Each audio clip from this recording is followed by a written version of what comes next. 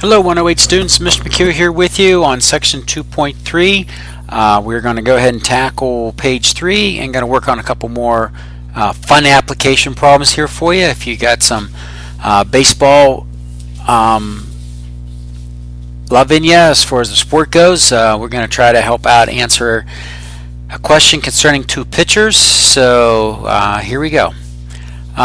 This is example 4. And this matches right out of the book here, and you find out there are two pitchers. They tell you that Johnson and Santana threw 555 strikeouts back in one season. Ks, by the way, are how when they record baseball games, Ks means strikeouts. Of course, strikeouts are when a batter gets swings at the ball 3 times or is called out by the umpire 3 times on the balls that are in the strike zone. And so these two great pitchers in one season threw 555. Now here's the key question, or the key relationship. Johnson had 25 more strikeouts than Santana.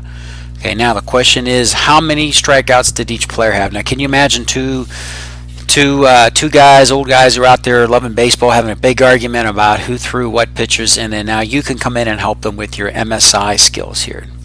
So how can we tackle this problem? You first read this problem, you go, they both together threw 555 pitches. Johnson had 25 more than Santana.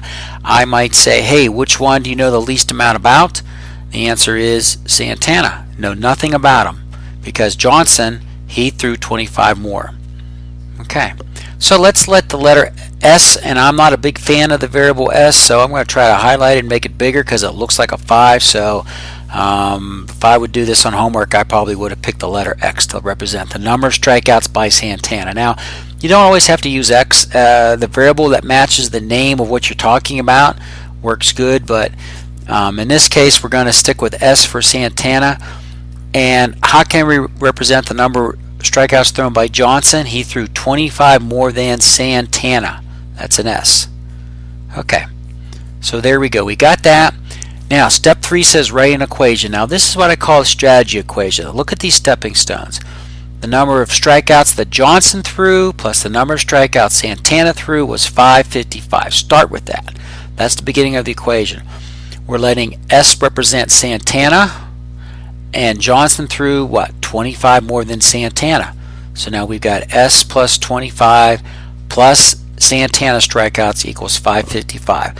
I make a big deal about this because from here, what's S plus S class?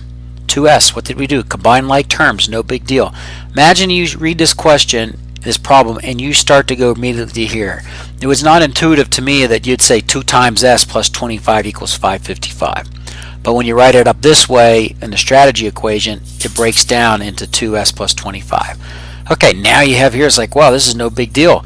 Minus 25 on both sides. I didn't show that work, but we'll squeeze it in there. And you got 2 times Santana strikeouts equals 530. Do your closing move. Isn't that kind of ironic? 530 divided by 2.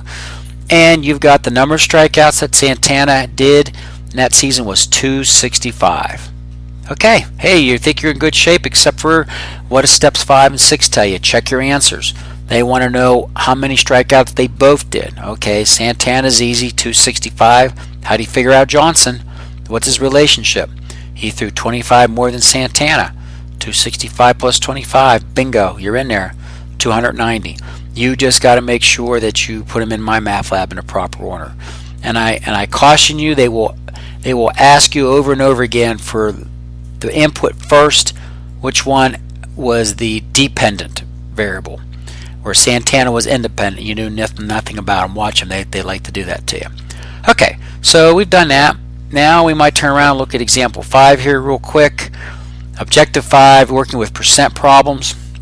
And as you know, with cell phones,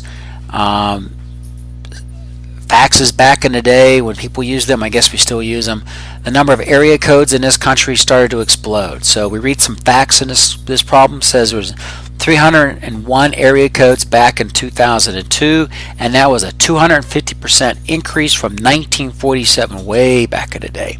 Question is, how many area codes were there back in 1947? And you go, wow. Imagine if you were talking to your grandma or great grandma and they were arguing about how many area codes there were back in the day. So what I try to do here is X is going to represent how many area codes. That's what we're supposed to find back in 1947. So here's the deal. Look at the steps here. 1, 2, 3, 4, 5. They match the strategy steps we've been working with. Write the equation. 1947, that's the strategy. The number of area codes in 1947 plus some amount of increase equals the amount of area codes in 2002. How many for 2002? 301. We want to find 1947, X. Here's the tough part. This is an increase, 250% increase from 1947. So you got to put the X. Many students forget this part right here. You got to put the X because that's 1947 and it increased by 250%. You've got to convert this to decimal. Do not put percents. So it's 2.5, 2.5 times increase from 1947 equals the 301 back in 2002. Okay, now that's the key step to this problem here. One thing I like about the book, if you're looking on this, and if you look on page 71, they put cautions. I strongly encourage you to look for these red triangles. They're telling you halt. Look for common mistakes. They are going to tell you. Many students say X plus 2.5. They forget that it's 2.5 from the base of 1947, which was X. Okay, so those are good tips in the book. Now we've got X plus 2.5x. Don't forget the coefficient in front of every variable is 1 if you don't see it. So 1 plus 2.5 is 3.5x equals 301. And then your final answer is divide both sides by 3.5, and your left was take a 3.5 divided by, 301 divided by 3.5, giving you the answer of 86 area codes back in 1947. Okay, hey, we did it. That's page 3, and I will see you for the last page to wrap up 2.3. Okay, see you later.